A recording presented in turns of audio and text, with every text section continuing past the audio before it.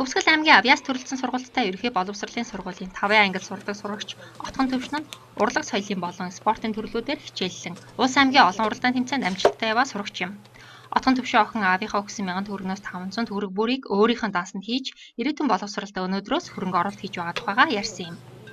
Бид бүжигчин болох учраас тэгээд Монгол улсад тийм сайн бүжигчин тэгээд их сургуульд ороод тэгээд тэрийг өөрийнхөө төлөө тэгээд ашиглах учраас өдөр алган банкнд 500 төгрөг хийдэг.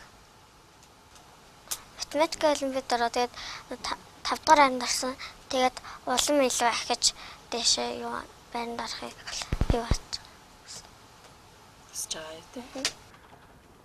Түүний аав даваад орж нь Мөрөн хотын тээврийн үйлчлэгээний ажил эрхэлдэг бөгөөд өдөр бүр охиндоо 1000 төгрөг өгдөг байна. Вичтэй 4 хүүхдийн гадлын бол ер нь өөрөө олж өгдөг. Тэгээ охиныгаа болоод тэгээд бүжиг хаана юу л байна бүгдэнд нь л бий. Чадлахаар хөрөлцөтэй л зүтгэдэг.